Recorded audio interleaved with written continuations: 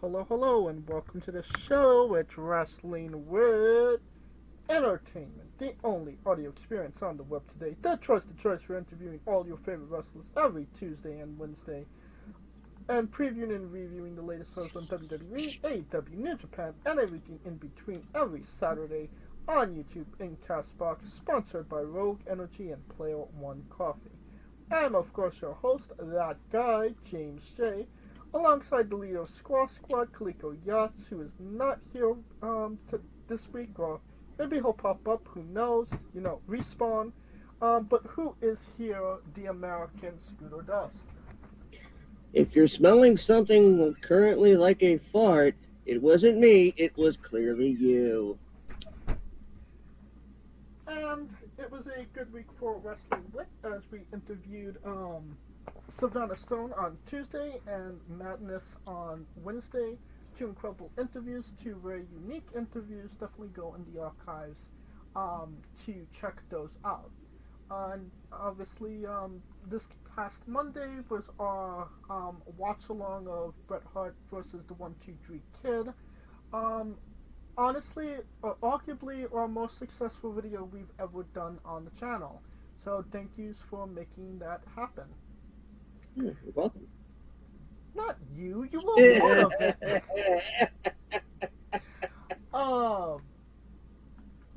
And this upcoming Tuesday, we have Vegan Thunderbolt from Sweden. We talk about his many names and characters that he has. We talk about his tag team partner. We talk about him being the low-key promoter of Freedom Pro Wrestling in Sweden.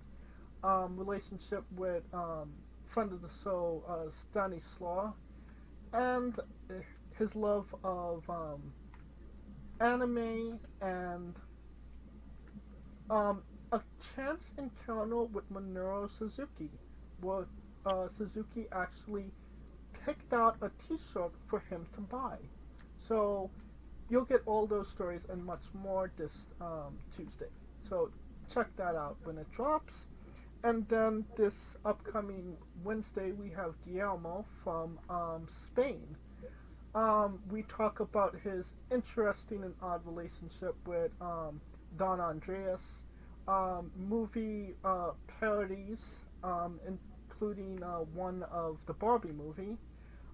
We talk about a hell of a lot more ring gear. You definitely want to go check those interviews this upcoming Tuesday and Wednesday.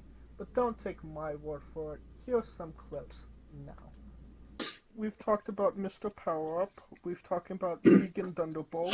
We've talked about Flex Powers. Can you tell us about Sunshine Pete? Who told you about Sunshine Pete? Christ. Oh, somebody told you about that? Oh, man. Well, I'd say Sunshine Pete is the prototype for all of these. 10 years ago or more, I did a training camp with the Danes, with, that guy I talked about, Chaos, and a few others in Rennes, Denmark, which would be like, I don't want to be mean, but it's like bumfuck Louisiana, Denmark. Okay. Just so you know, like every Dane seems to hate on that place. But anyway,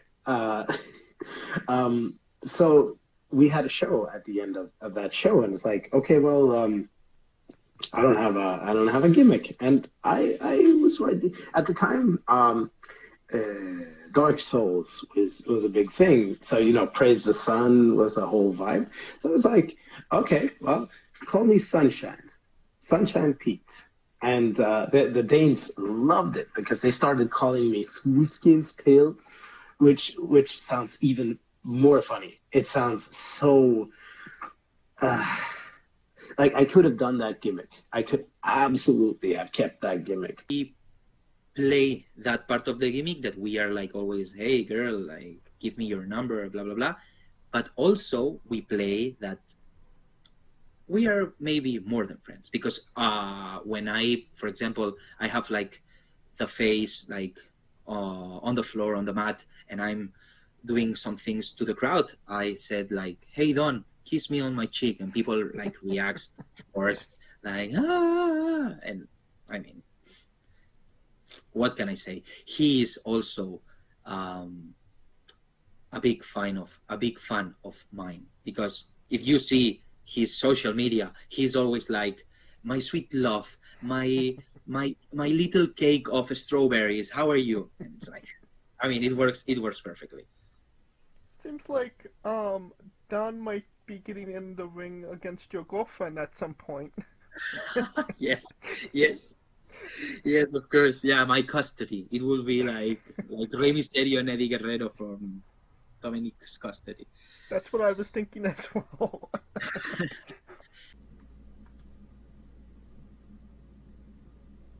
Okay, and then on the 29th, which is a Monday, we have Kevin Gutierrez, the Corn Boy. On the 30th, we have Keyshawn Calloway. On the 31st, Zombie Dragon. On August 6th, we have Green Phantom. On on the 7th, August 7th, we have Crystal Rose. On the 13th, we have Leon Saver. The 14th, Reese Ramon. And on the 21st, we have Alex Mays. So, a lot of big interviews coming up in the coming weeks. Um, Definitely check out our social media for information on who we're interviewing, when we're interviewing, and links to those interviews as well. Alright, I think we're done putting ourselves over, no? I'd say so. Alright, now it is a great day for wrestling, because we are wrestling with the news. And I got a full sheet of shit for us to talk about. Um, yeah, nothing really interesting happened in the world this week, especially in America. Um, Yeah. No, yeah. I just want to say I'm sorry I missed. yes. Um, but WWE hit the mark right. They hit the Right on the mark. ear. No, no. They hit the mark with the debut of Stephanie Vaquer. And by the way, in case anybody needed the whole, I'm sorry I missed. You know, yeah. Somebody again tried to shoot that former president. Uh, okay, continue. Stephanie Vaquer made her debut for WWE in Mexico City. We talked at length about Stephanie last week on the show, um, and when she was coming to WWE, already signed, and they already pulled the trigger on debuting her.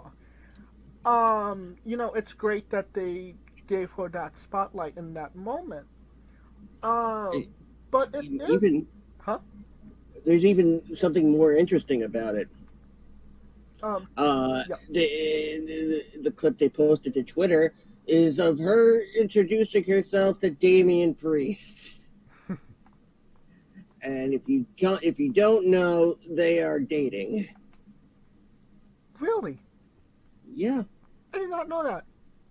I think I mentioned it last week that it was a rumor that they were in a relationship that a lot of people just didn't know about. The fact that it's Priest, that I think kind of says it all right there. But continue with your point. It's fantastic that they gave her that moment, and obviously, she's there to be a player. But when it comes to WWE, back in the day, it would be maybe 3 to 4 months before they would debut somebody, or it would take a while for them to. They would kind of let things die down. Like this match happened 1 week after she signed with WWE? And more importantly, very quickly after she competed for AEW. Do you think that was the reason that they did that? To kind of, the arm was hot, so might as well strike it? See, here's the thing. Certain people have actually got permission to wrestle for AEW while they're still under contract. The biggest example of this is Rob Van Dam. Right. And even Rob Van Dam hasn't worked with AEW for quite some time. He's waiting he's waiting by the phone to get a call. I mean, they just did the his Legends biographies. That's what it was on A&E. Oh, they did, yeah. I have a feeling she was. Well, no, I mean, they say she quit CMLL. I don't think that was the case at all. I honestly think there was a signing somewhere in between that. Possibly even before her match with Mercedes. You're saying that there was contact between WWE and Stephanie prior? Yes. Okay. Oh, yes. I mean, it would make sense considering how quickly things came together. Like, I mean, the only thing that was, like, more smooth than her signing with WWE, I would say, was the whole situation with CM Punk, which he signed literally that day with WWE. I would also put AJ Styles' debut in there as well. Was that as swiftly? I mean, debuts at the Rumble, starts wrestling on the main roster immediately. True. Yeah, I'd say so. There are probably a couple of others that we're not remembering. Probably. But what are your thoughts on WWE just, pulling hitting the arm while it's hot right out the bat? They signed her a week ago, has her on doing shows already for the company. This is the first time that this has happened with a female talent. Right, true. Where they go there. So now, we can't really say she's main roster yet. No, I think she's reporting to NXT. If she's reporting to NXT, then it's history making for the for getting on a show, immediately. But then all this brouhaha, it is almost for nothing. Remember, Jade never wrestled a televised NXT match. Jade didn't work NXT. She made a couple appearances. Yes, but the WWE wasn't confident in her enough to even put her on NXT, to give her an NXT match before her, main roster debut. True. I mean, is that? She did. She is the signing that really happened in between, the transfer of power. And it will be interesting to see,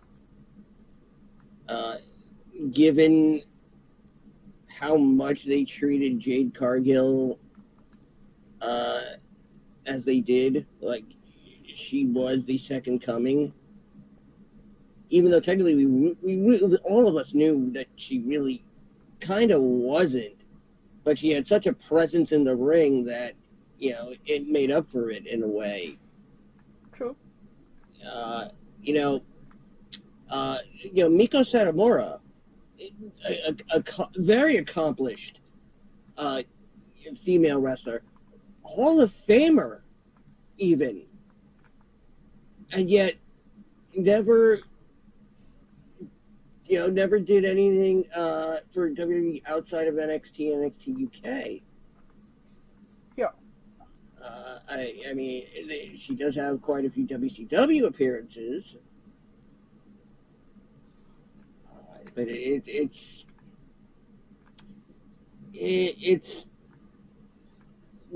how she is handled in the future and what they do with her within the next 30 days. I would even say until the end of August, and the bash on my birthday. I mean, the bash in Berlin, because clearly they're not doing it just for my birthday, even though they should have.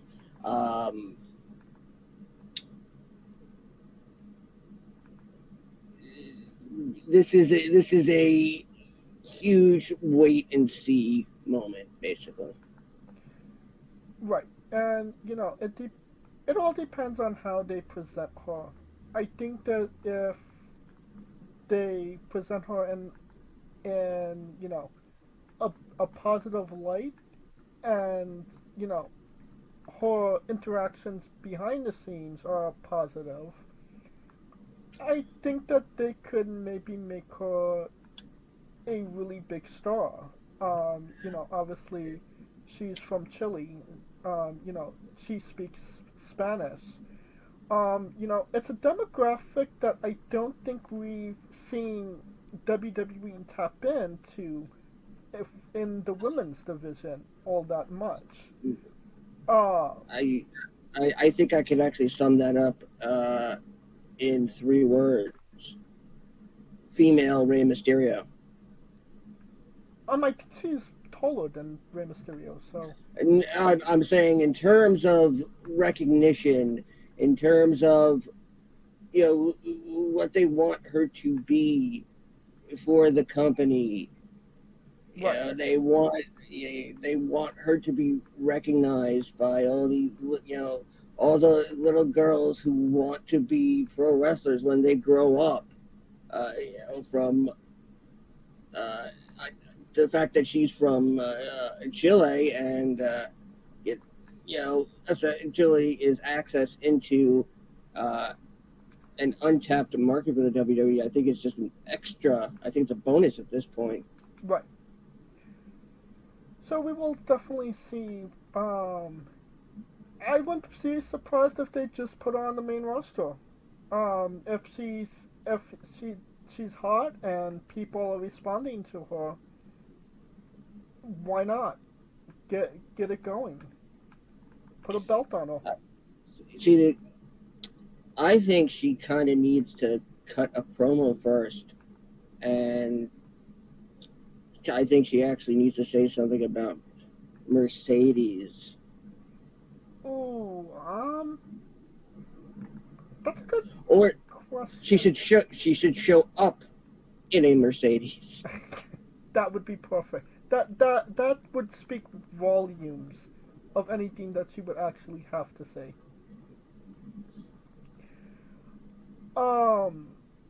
Keeping up on obviously Stephanie is going to be Stephanie Vaquer in WWE.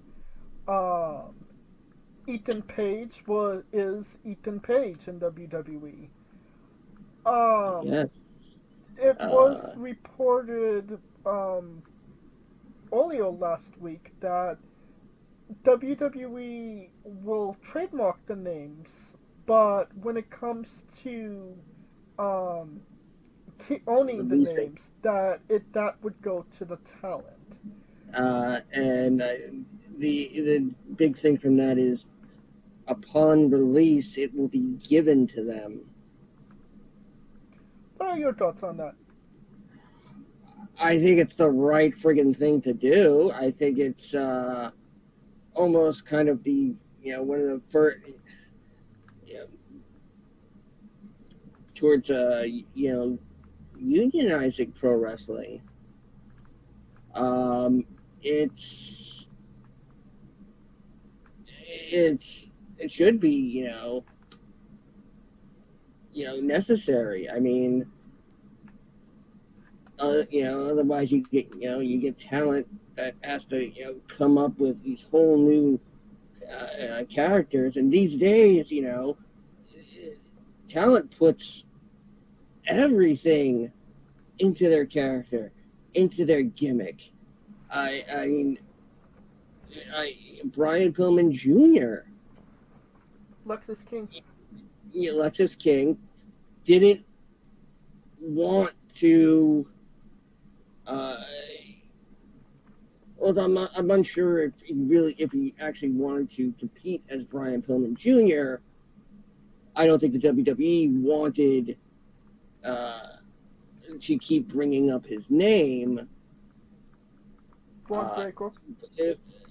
But given how much he has, how much he has changed from who he was in AEW to now, that goes to show you that should he go anywhere else, he should really retain this name. I think it's first and foremost with Lexus King. I feel like you said this wasn't the same person we saw in AEW. Well, because they didn't really give us an opportunity to get to see this version of him. Very WWE true. gave him the opportunity, where AEW just let him sit in catering. I mean, they AEW made him a clone of his father, and Griff Garrison was no Steve Austin. No, he was not. And then Julia Hart gets more over, than they do, and she gets that huge push. So that goes to show you again, the idea of keeping your identity when upon release, again, that's huge. That really is, and it's a step in the right direction towards. Should any other company, get to a mainstream platform, it's a great example of how talent should be treated, and it's a great show of respect for your talent. No, to some degrees, yeah, I agree with you, and in others, I don't. And I don't necessarily like it. Because with some talent, yeah, if you have a good rapport with them, absolutely. If things didn't work out, they want their name, absolutely, give it to them. In the cases of Ethan Page and Stephanie, it was their names to begin with. So, I mean, it should be their name, unless they wanted to rename them. But, I mean, then you look at somebody like Mercedes, who does not have all the best will in the world. You made her who she was. You made her name. Do you really want her going parading, calling herself Sasha Banks everywhere else, and shitting on your company? Nope. And, I mean, Stone Cold. I mean, this is as big as it gets. I'm exaggerating a bit, but let's say Stone Cold Steve Austin. That don't work for me, brother. I'm taking my ball. I'm going home. Hey, WCW called. I have my name. I could be Stone Cold. I'll go there. I'll be Stone Cold. That's not something you want. You know, you build that name, and then you're letting them essentially take advantage of you. Because, you know, I'm not saying this is everybody, but, you know, some wrestlers still do have that corny mentality. So, I do feel like it should be more of a case-by-case basis rather than everybody gets a name. You get a name. You get a name. And I definitely feel that depending on the level of superstar that they are, that should determine something as well. Agree, disagree? For elaborate on that. You saying they should get something else? It depending on the level of superstar they were when they left the WWE. That should, and depending on their goodwill with the company, that should be a determination of whether or not. That's two different. That's two different things. That's two different issues. This not being the whole trademark thing essentially is a legal issue. What you're kind of saying is a performance review. And that stuff is usually written into contracts before signing. I gotcha.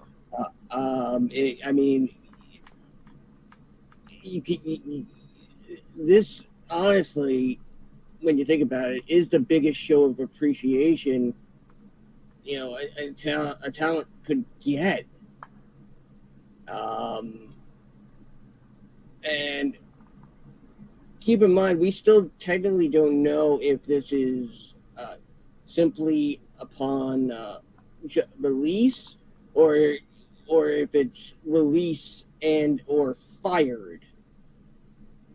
That is a good question.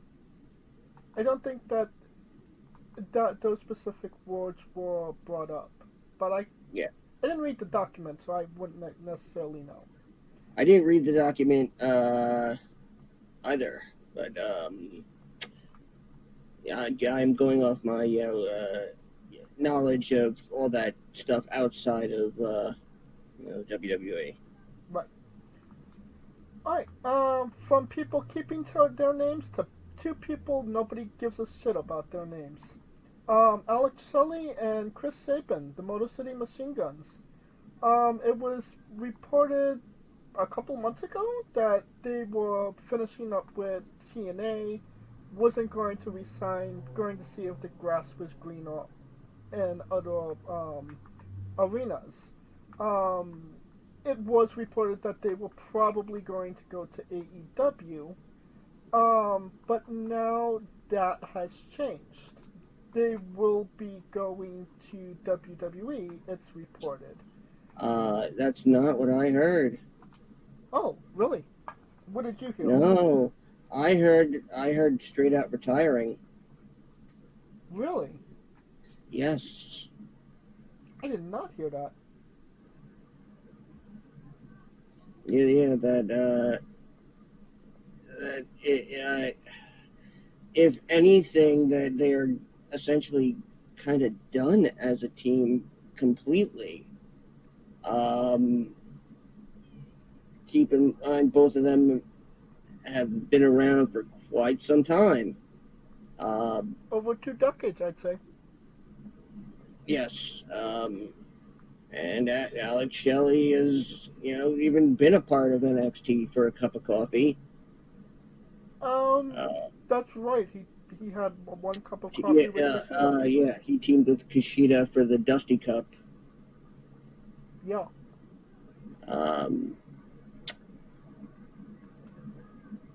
So again, what I heard is that they are hanging up their boots, and it's very rare that you see a tag team retire together. That's true. So whether or not both Alex Shelley and Chris Sabin, whether they both retire or not, that kind of remains to be seen. What do you? That's what I was kind of going to allude to. If they was to go to WWE, if you believe the rumor and innuendo, I don't see them holding any value to it's the Motor City Machine Guns and NXT. Yeah, people will buy tickets to see this. I don't see that being the case. I don't think they see it either, and I don't think them being signed is a matter of putting butts in seats. Right, but that's what I was going to say. I see that if they was to sign them, it would be as a trainer or as an agent or just somebody to help the younger talent. Especially if they are going to be retiring. That's kind of the next step for retired wrestlers. Train the next generation. Joe Hendry needs somebody to carry his bags. Right, true. By the way, there's a story I've just learned that to talk about with him. Yeah, well, I got that too. You got it, okay. About that. Okay. And what he did with promoting himself. We'll get there. Okay, yeah, I just want to make sure you have that. Okay. But yeah, like I said, if it's as producers, coaches, anything but actual pro wrestling, I think that they would work well in WWE. Anything more than that, if they have to wrestle, there's a difference between just being spiteful towards AEW and just being completely off the wall ridiculous. I don't think that getting the Motor City Machine Guns was going to be, a major offense if they lost that to AEW. You know what I mean? Yeah. So, I will say this, Alex Shelley could be a good manager. Like, he has a very dislikable face. So maybe he could be a manager for somebody, who knows? We shall see. Not a manager, but possibly a referee. The match between CM Punk and Drew McIntyre, which is probably going to happen at SummerSlam. It's reported that there will be a special guest referee, and that it will be Seth Rollins. I'm kind of on the fence about this. I don't know really how to feel about it. What are your thoughts, Scooter? It's interesting. I have to say, if there was any time for Drew McIntyre to get a win, that would be it. Because I could see it going down. This has been compared to Undertaker Bret Hart from 1997, where Shawn Michaels, takes the chair away from Bret Hart, Bret Hart provokes him. Shawn Michaels ends up hitting The Undertaker instead. And it costs him the title. Given that there's no title on the line, and it's essentially about pride, Drew McIntyre, with a smug look on his face, as Seth Rollins has to count.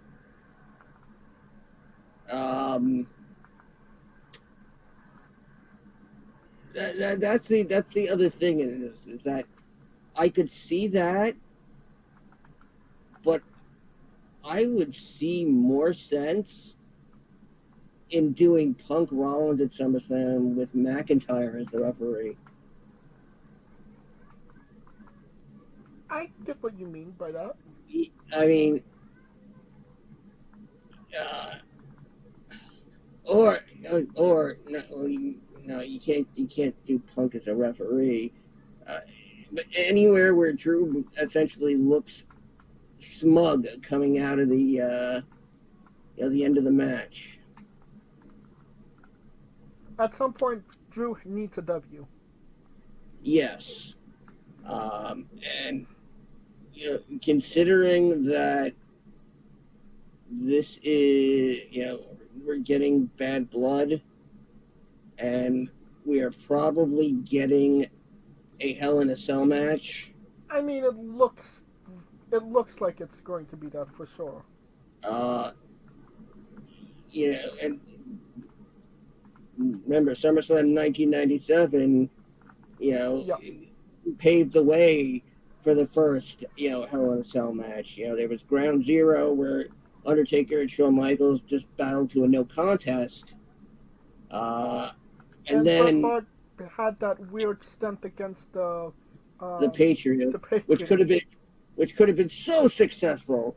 And we did a watch along of Bret Hart and the Patriot. Check that out. Go into our archives.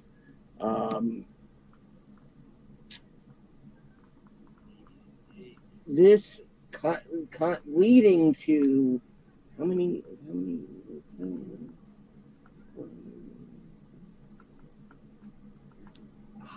It's not 25 years since that would be 20. It would be 27. 27 years. See, yeah. So there's no like special anniversary, in terms of paying tribute, to the first Hell in a Cell match. But Punk Rollins presumably is going to be Hell in a Cell. I don't think Punk and McIntyre need one more match after SummerSlam. I just Let that. Okay. I was saying let that be done, and let them move on. Okay, so this is kind of how I think about it. I feel like if they put Seth Rollins in it, it starts to become too convoluted. It already kind of is too convoluted to begin with everything with Punk and McIntyre. And if you just add that extra layer, it just makes it a little bit more confusing than it needs to be. I don't think just a one-on-one, one-off match between Punk and McIntyre is going to clinch this. I think it has that this is a rivalry so personal, it needs to end in Hell in a Cell. So you go from SummerSlam, which is August, the Berlin show, which is the end of August. Is there a PLE in September? It's Bad Blood. No, that's in October. No, Bad Blood was. I think it was moved to September, though. Was it? Well,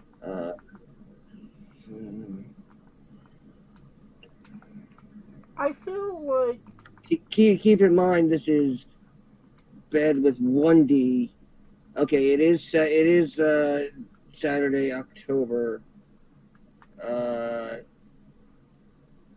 Yeah, okay, it's the first So, Saturday, October 5th. so I mean, okay, so probably there's not going to be a PLE in September. So Uh, I feel, I yeah.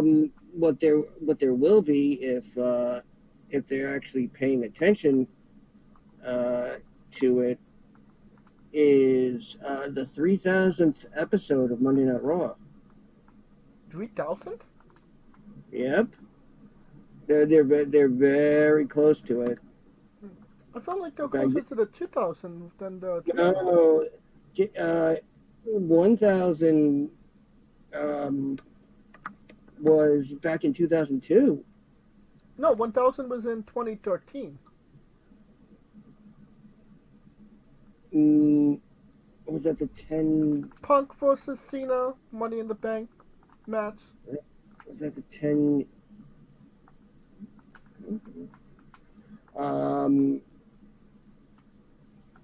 Well, They did the two. Oh. Hold on, now because this is now. Well, anyway, I think that adding Seth Rollins only makes things convoluted, especially for the first match of, obviously, a trilogy of matches between Punk and McIntyre. Maybe the Berlin match, you have Seth Rollins involved in some shape, way, or form, but have it be open. And the second thing about that is, why would you raise Seth Rollins on a referee spot when he's one of your top performers? Like, he could have a banger of a match at SummerSlam. Okay, my information was mistaken. I was thinking of 1,500, and they've actually passed it. Okay. So yeah. I feel like you could run Punk and Rollins back at, I think Punk and Rollins is Mania for the championship. I think at some point Priest is going to get turned on by Balor. He's going to lose the belt. Rollins is going to take it back, and you'll get Punk Rollins at Mania like we were supposed to have at 40. Maybe a triple threat with McIntyre, but I kind of feel like a triple threat match is, if you're going to have a triple threat for the championship, do it at Mania, because that's where the money is going to be. Because you could, even if you have the blow off at Hell in a Cell with Punk and McIntyre, you could always run it back. I mean, there's always going to be that history now. So, personally, I feel if any match should have a special guest referee at SummerSlam, it's Rhea versus Liv. And it should be Dominic. And that's when we see Dominic choose his mommy. then he chooses Stephanie Baker. That's a swerve, bro. So, yeah. Just my opinion. Right, then we have Joe Henry.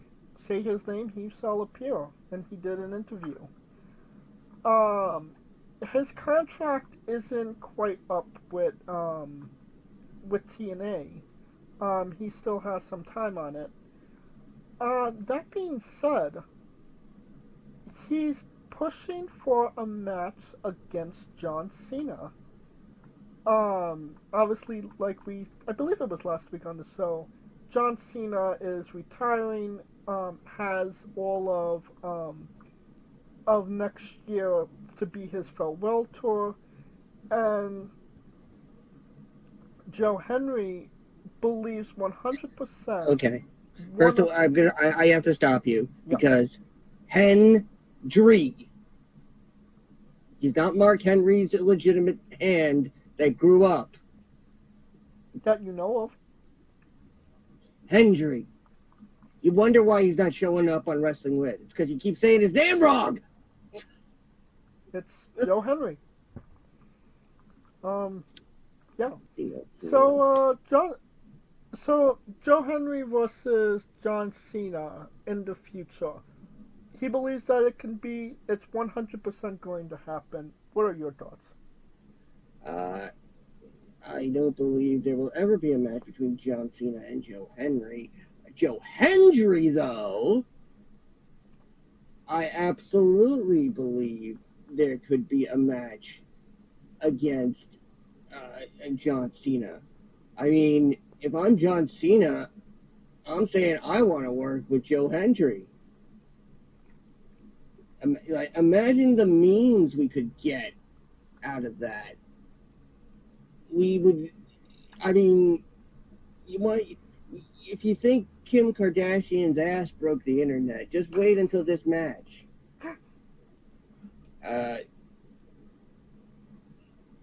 If anything, if I'm a WWE talent, I'm chomping at the bit to work with this guy. Keep in mind, let's have to mention this interview happened on Chris Jericho's podcast. Right, an AEW wrestler. This Joe Hendry is a man who spent money out of his own pocket to put up billboards around Scotland for Clash at the Castle. Oh my God, really? Yeah, that's what I was talking about. Said, did you have this piece of info? And he literally said he wanted and he mentioned it in this interview, I wanted a billboard with no context that was just my face. He's like, and the company was like, you just want your face? Just my face. We could put a QR code. No QR code. Just a face. And WWE comes to town, the Hydro Arena, and he gets the two billboards attached to the Hydro Arena, just his face. So when everyone's walking in, they see Joe Hendry's face. That's fucking awesome. That's great markability by him. It cost him $1,000. He said it was the best $1,000 he ever spent, and both companies told him how much they loved it. Really, because back in the day, WWE would have thought that would have stepped on some toes. Yeah, it would have, but I think again we're in the modern era, Different and those billboards are not property of the WWE, and keep in mind they're not owned by the arena. But that's interesting. Yeah, the billboards are owned by the advertising agency that puts, that people pay for. If you and I really wanted, we could pay the same grand, to get our faces up on that billboard. I wouldn't want my face, but I would definitely want the Wrestling With logo. I could pay the same grand to get a picture of my asshole up on that billboard. That looks like an evil mutated Pac-Man. Will you stop it? Never. But I felt this had to be mentioned because if we thought Joe Hendry was someone just committed to seeing himself succeed, this goes way beyond that.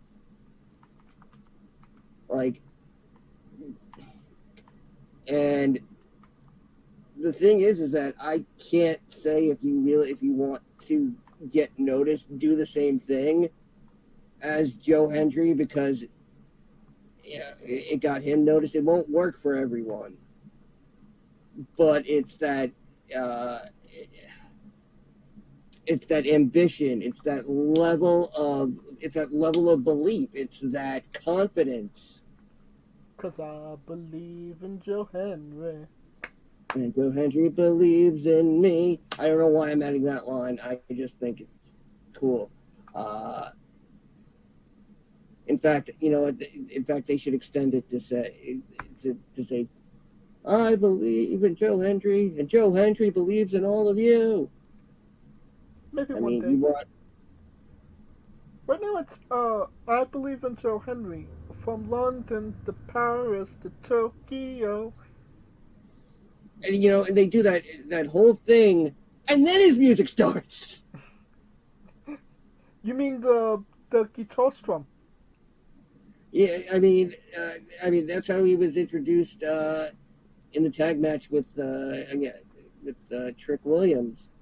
They actually, they did the whole thing so that the audience could sing along, and then he's got theme music. I thought that was his theme music. That is his theme music. Yeah, but the whole I believe in Joe Hendry, that almost kind of sounds like the opening from a sitcom.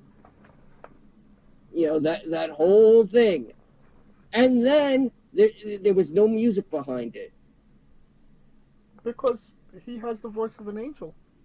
Yes, but then he gets theme music. Theme music starts to play once the whole sing along is finished. So when Joe Henry's contract does eventually come up, do you see him WWE signing him to the main roster?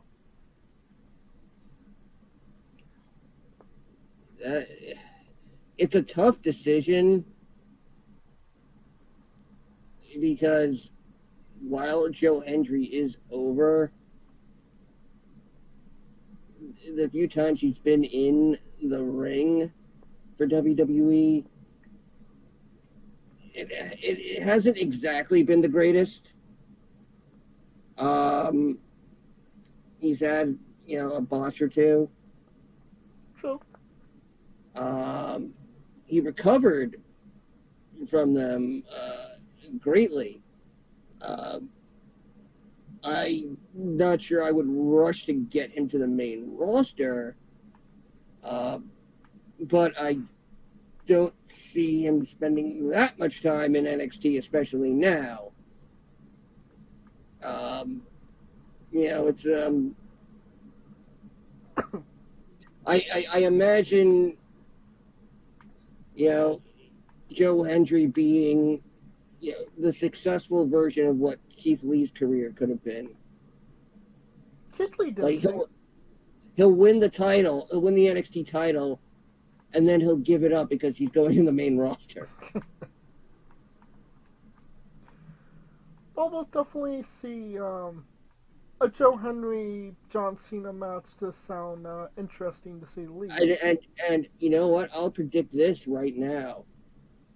Joe Hendry becomes the first superstar to get 2 spots in the Royal Rumble. And I'm not talking about the 3 faces of Foley. I'm talking about he legit gets 2 numbers because that's how popular he is. Oh, God. And watch those numbers end up being 1 and 2 or 1 and 30. Okay, that would be interesting.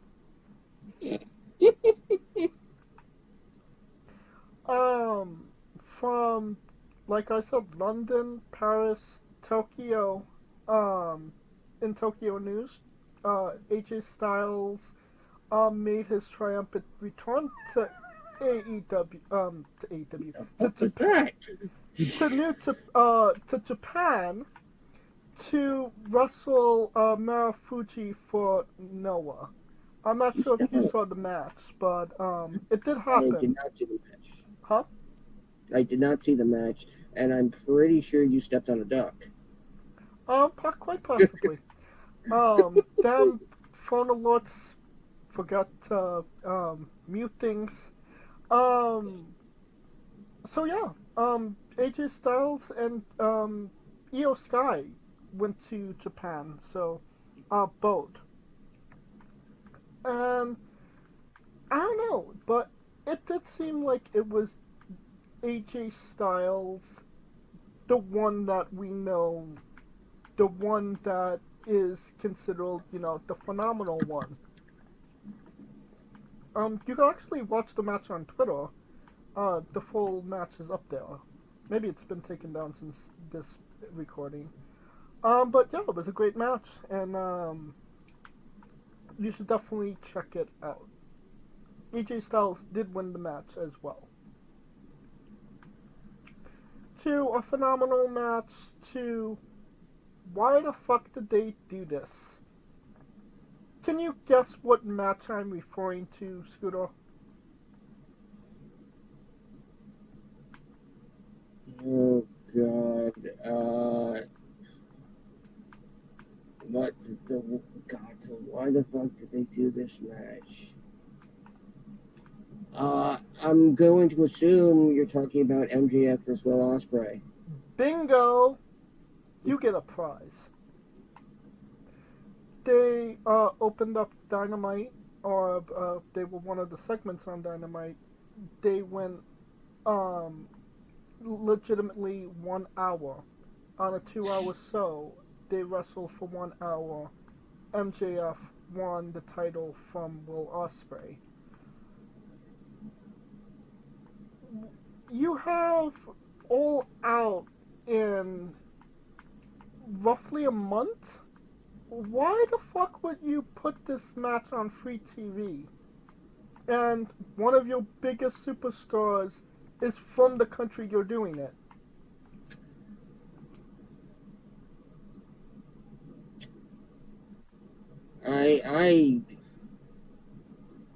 I mean, why are they pushing Blood and Guts so hard?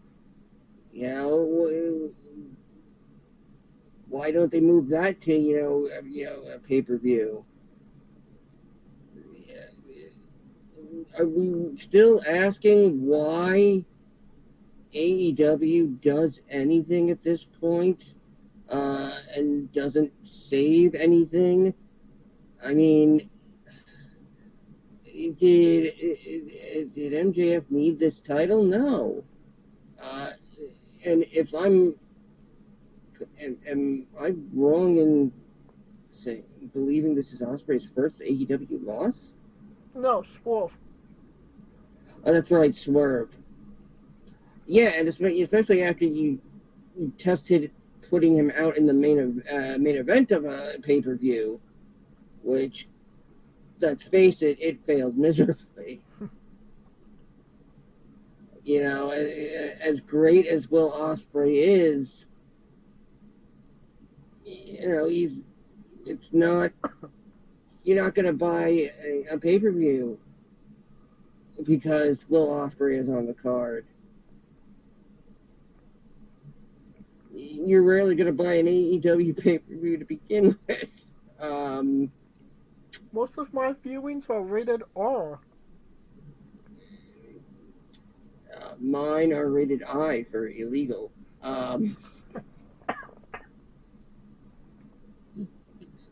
Wrestling With holds no responsibility for that statement. We're joking. These are jokes. Nothing we're saying is serious. Yes, everything we do is completely legal. Yes. Hey, is there any more cocaine? He's buying it from Tony Khan. Yay! Cocaine. Tony Khan! Oh my God, I can't believe it. Really? I thought it took me that long to think of that. Jesus. Jesus had nothing to do with it. I mean, and, Tony Schiavone is kind of giving away how long they're going to go at the 20-minute mark. Because Schiavone is really selling it. And, you know, it's like they tried to be John Cena and Shawn Michaels back in 2009, 7. 7, when they went 63 minutes on a Raw that was in the UK. That's right. It was the UK Raw. And it wasn't even a title match. It was not. Shawn Michaels won that match. Yes. So,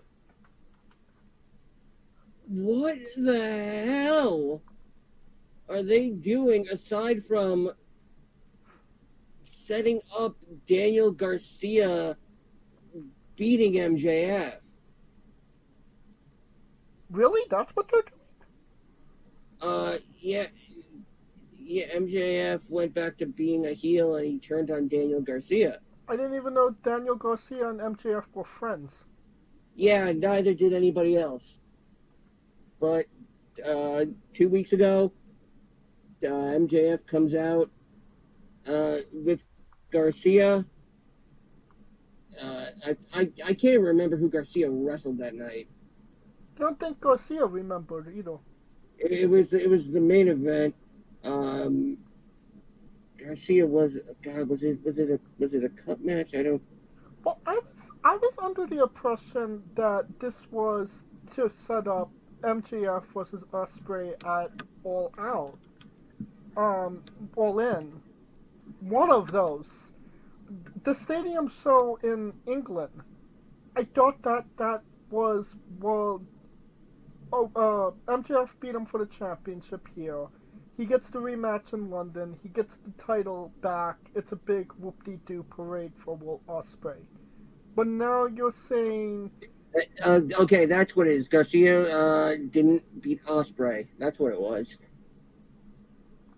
So you're saying that we're not getting Ospreay versus MJF at All In. We're getting Daniel Garcia versus MJF? Basically, essentially, MJF just, from a storyline perspective,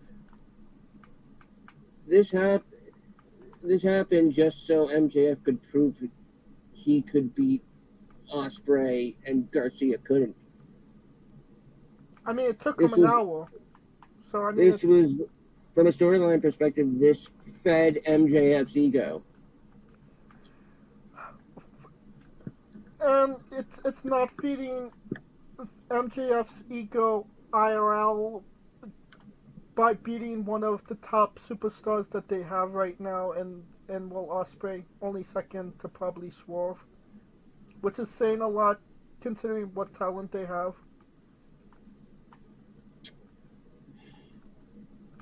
And again, keep in mind that they're gonna run All Out a week after All In. Again. How does AEW have any loads left in them? I'm sorry. All In will run on the 25th. All Out will run on the 7th of September. So there's 2 weeks. Well, that's better than last year when they did it. It was 1 week between the two.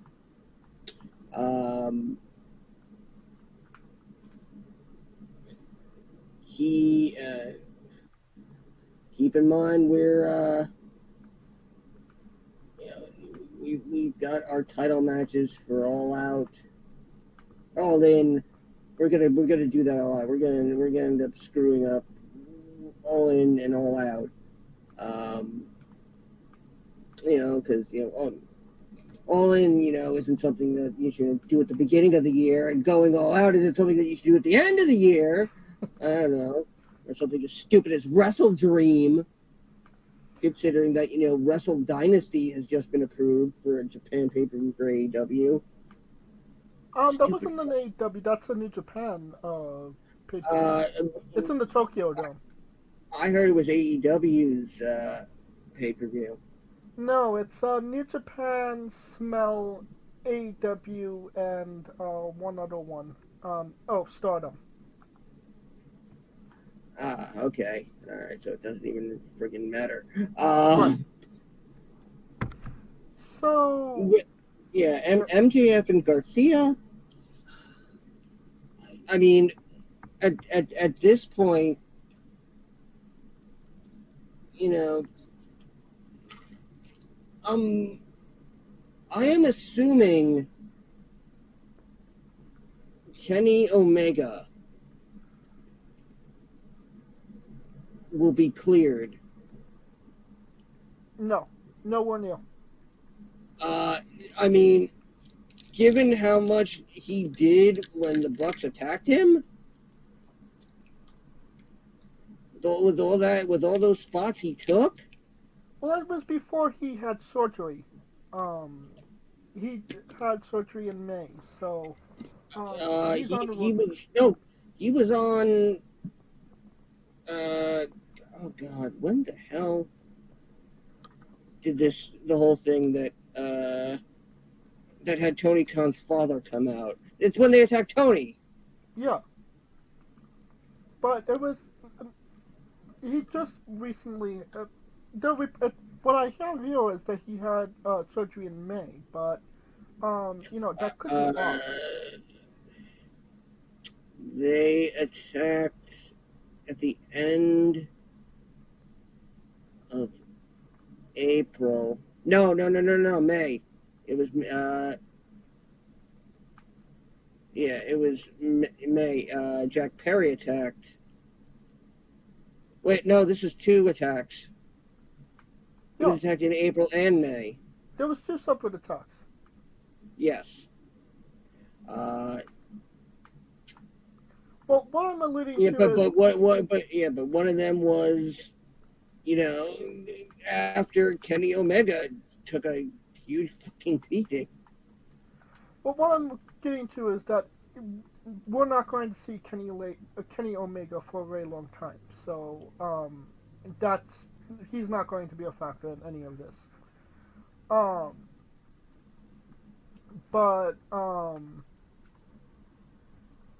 If they did this to set up Ospreay versus MJF at All Out or All In, one of those two, what if it was an hour match? What did they leave themselves to do in maybe a 10-15 minute match at the pay-per-view? And if they did this just to give Daniel Garcia a match at the show, did we really need Daniel Garcia on the All-In card?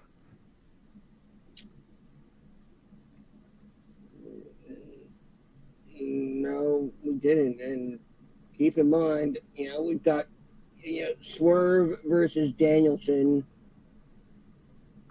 and Tony Storm versus the lesser Tony Storm. Yes, but I mean there was at least a storyline set up for Mariah and Tony. I think Ospreay is. I think they want him to run the Callis family gauntlet. Well, obviously, All In, a big stadium show at Wembley, in London. It was reported that, AEW was looking to do a stadium show in America, with reports on it being in Texas. Tony Khan was asked about this, and he said that AEW has no plans to do a stadium show in the USA in the foreseeable future. Does that kind of spell things out for how well AEW is doing in America right now? That if you put every fan from the last 6 months in one arena, it still wouldn't fill up a stadium. It depends on what Tony Khan's definition of a stadium is. A football stadium. I mean, they did Arthur Ashe Stadium, and But that's a, It's, that's there's no numerical definition for stadium. I could call my bedroom a stadium, despite the fact that it only sleeps 2 people comfortably. quite the ego on you. Yeah, that's why I said 2. Right now, it only sleeps 1 comfortably. Asshole. And we find the buildings that are 50,000 plus. Okay. Yeah, no. By the way, I do have to correct you. MJF and Ospreay technically did not last an hour. It lasted 59 minutes and 58 seconds. Fuck you. Also, it was the 250th episode of Dynamite. Fuck them.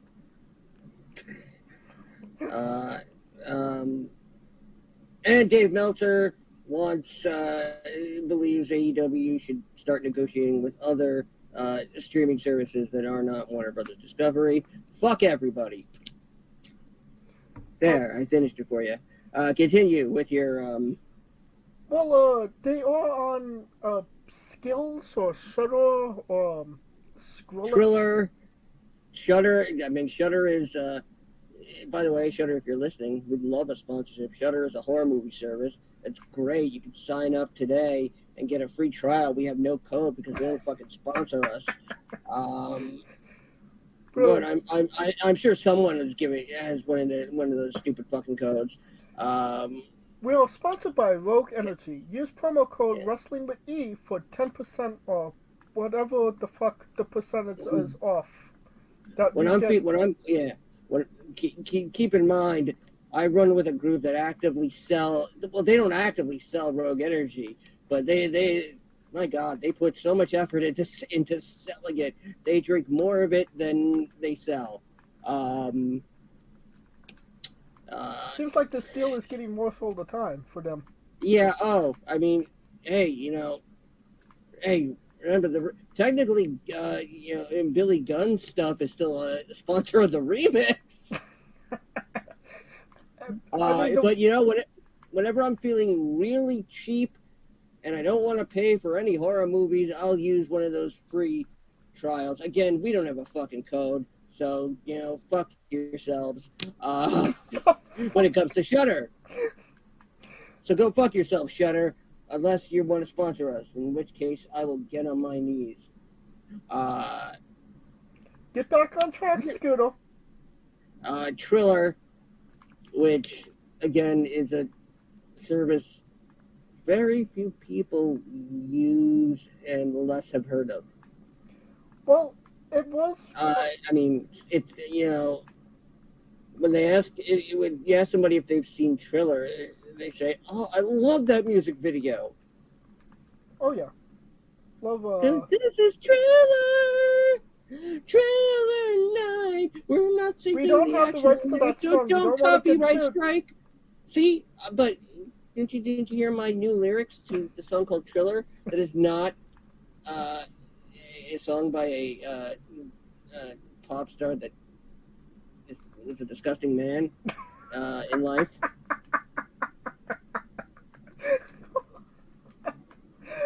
Oh my God! And he totally didn't have a chimp named Bubbles. AEW it's reported that AEW has content on HBO Max in the UK. Not just the UK. Well, everywhere but America. Which is somewhat interesting because they are in a media rights renewal with Warner Brothers. We need to get one of our contacts in Canada to tell us if they can see AEW content on Max. Oh, that's a good question. But anyway, it's interesting that this happens right now, considering the media rights dispute between them, renewal. if you believe AEW, talks are going really well, and they're having great talks together. If you believe Warner Brothers, they haven't said a fucking word. So, is this a good sign that maybe they renewed and they're putting their content on Max to um, they're slowly but surely starting to put their content on Max? Or is this Warner Brothers sampling the content um, on Max to see is it a desired product, or people watching it? Will people watch it? And kind of use that as a baseline of negotiations with AEW? Uh, given that Uncle Dave himself has said they need to start negotiating with new services that are not Warner Brothers Discovery related. By the way, you cannot VPN your way into watching AEW's content on Max. I have literally tried right now. That's a live experiment for you all. It does not work. At least on Firefox, it doesn't. That being said, I can figure out how to turn it the hell off. There we go. Off.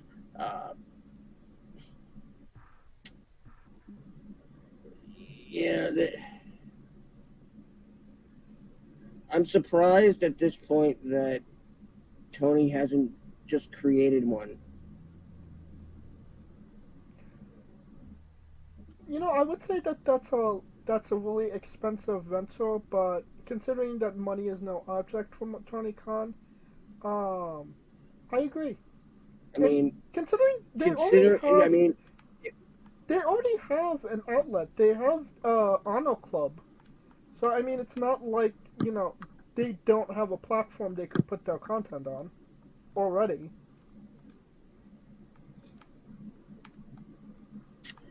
I will try again tomorrow because as of this taping, as of this recording, I should say, this is the day that content is being rolled out to AEW, to Max internationally.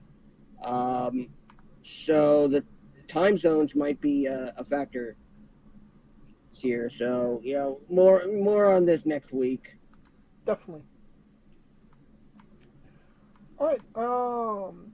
And then we have new developments in the Vince McMahon Jenel Grant lawsuit case. Jenel Grant is now naming a doctor that she was forced to go. I don't want to say forced, but Vince McMahon told her to go to for her insomnia. He gave her pills that were not labeled and did not tell her what they were or what they did. And he gave her IV that was not specified what it was or what was in the bags. It apparently caused her nausea, and the doctor said it was nothing. And then he joined Vince McMahon in sexually assaulting her, like everybody else in this lawsuit. So yeah, it does seem like this is kind of getting more convoluted and more convoluted than it was from the very beginning, which was the most convoluted anything's ever been. No, Scooter? I mean, I don't know about Jenel Grant, but when I'm very familiar with lots of pills, lots and lots of pills that Tony Khan has given you. No, this was before Tony Khan. I knew Tony Khan even existed. I'm not gonna deny that. I never deny my recovery. I work hard on that. I still work hard on that, and coming up on 13 years at the end of the year. Oh, congratulations. Thank you very much, my friend. But the first thing I do is I look at the pill and I look it up on the internet. There's usually numbers on those pills, right? There's numbers, letters, a logo. You search the color, the shape. You know, is it a capsule? Is it a tablet? Can you see its shadow? You know, is it a perfect circle? Is it oval? You know, does it have an asshole? What is wrong with you? Does it smell like orange? The color orange or an orange? You can't smell colors, dingus. But the way that you said it, If you can smell colors, you need to get to the doctor immediately. the way you said it, it sounded like orange. Like, Because most of the unknown pills turned out to be orange and dissolvable. Usually it's an indication of the manufacturer and the dosage. So if she was given pills, once the pills are in her possession, it becomes a choice. I'm sorry. That's what this is here, as far as she is claiming it. She's not saying Vince forced them down her throat with a fucking funnel. She's saying Vince just gave them to her. Didn't say he gave them to her in an unmarked bottle. and he didn't even feed them to her. Yeah, the ultimate romantic act. Feeding. It's your typical HBO Max and climax. Your Hulu and screw you. Oh, believe me, I've got more, but we don't have time for that. To eventually end. I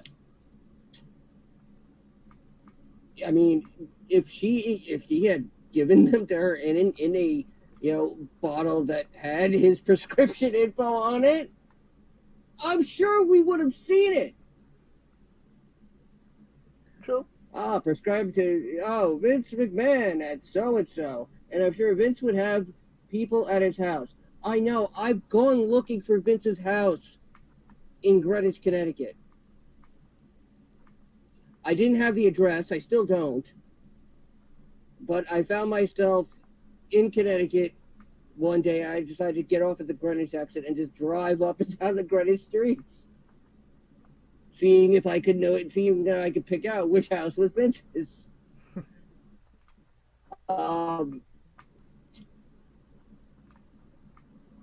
So yeah, that's going to get thrown out immediately.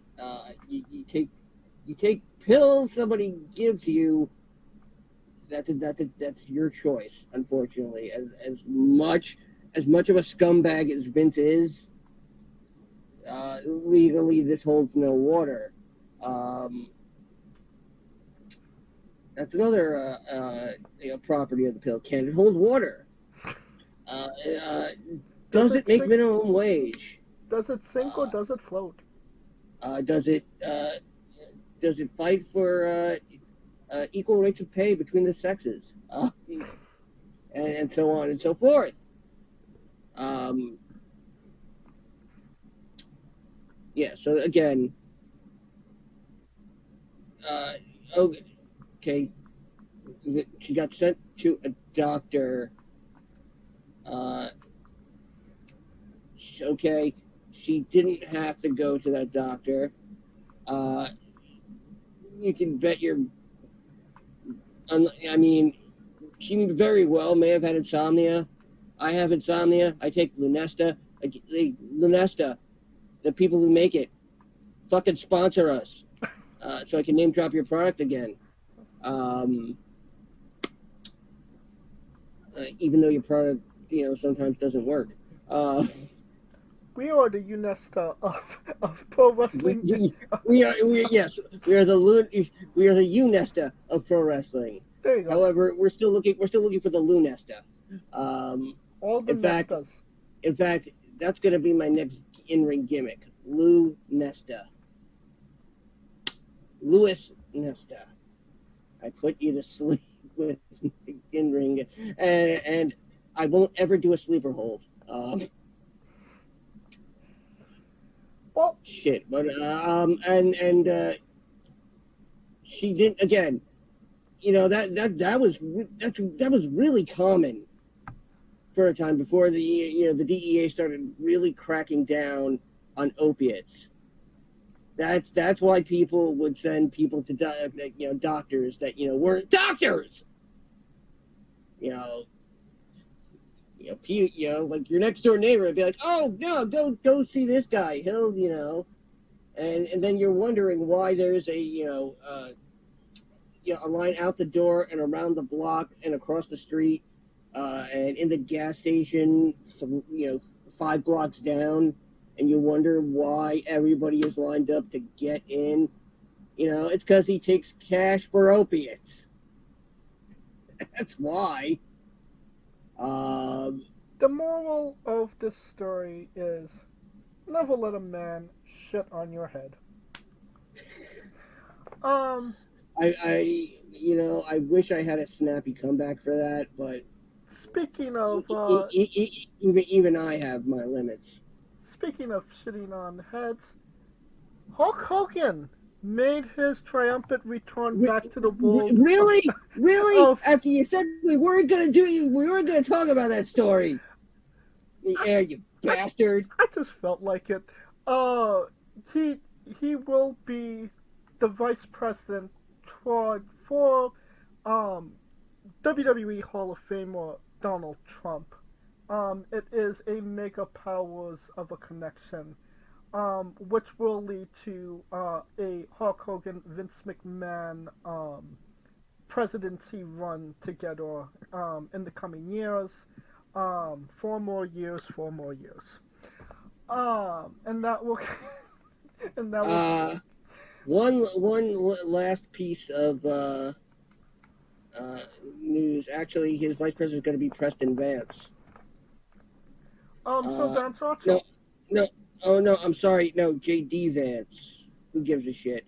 Oh, so he's a 10.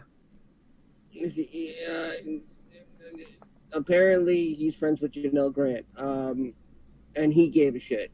Or he left. He left the shit. One last piece of news here. We talked about Brutus Creed competing at Bloodsport in my neck of the woods in Brooklyn next week. His opponent has been announced, and it's Filthy Tom Lawler. The Filthy one himself. For UFC veteran, MMA fighter, he's had 20 fights. The longest reigning New Japan men's strong champion in history. That is correct. Previously, he was going to take on. Julius. Julius is set to face Matt Mikowski, aka Matt McIntosh. I'm more of a Masha guy. Yeah. Masha Slamovich, Jody Threat, Toothless Timothy Thatcher versus Josh Woods, and Shayna Baszler versus Miyu Yamashita. Oddly enough, Mike Santana and Homicide as well. That's going to be an interesting thing to watch. Mike Bailey's on this card. Charlie Dempsey is also apparently supposed to be on this card. I love his movie.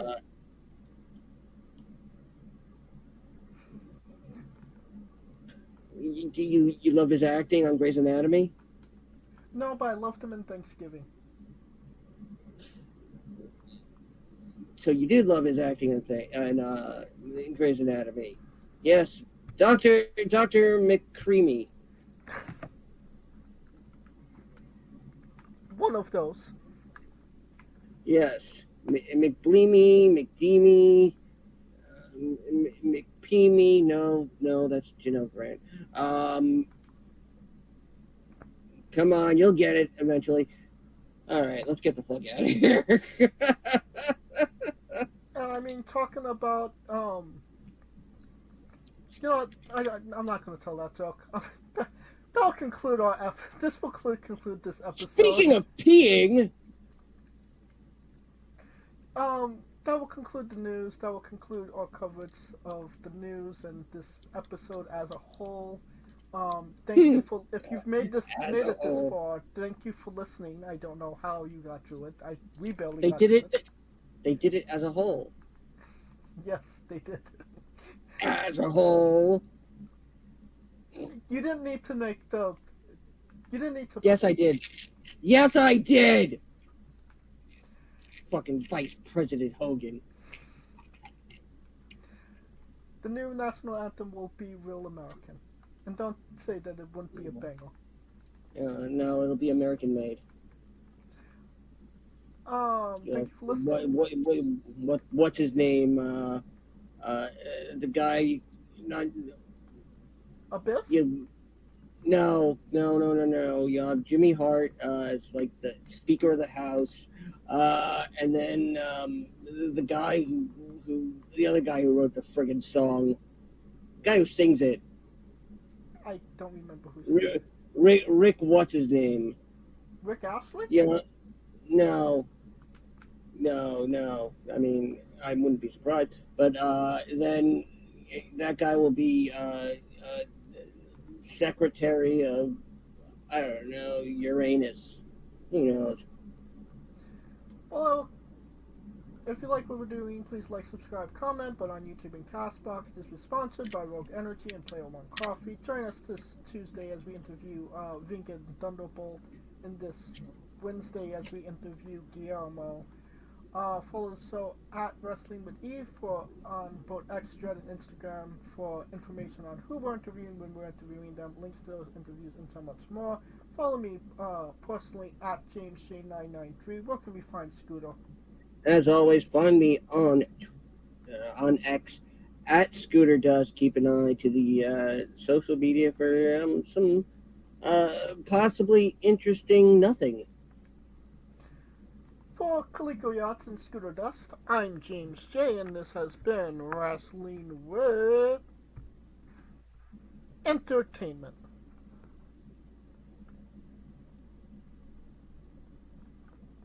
Hey folks, this is the Colossal Mike Law, and you are listening to Wrestling with Entertainment. Enjoy the show, support these guys. We appreciate it very much. We'll see you at ringside.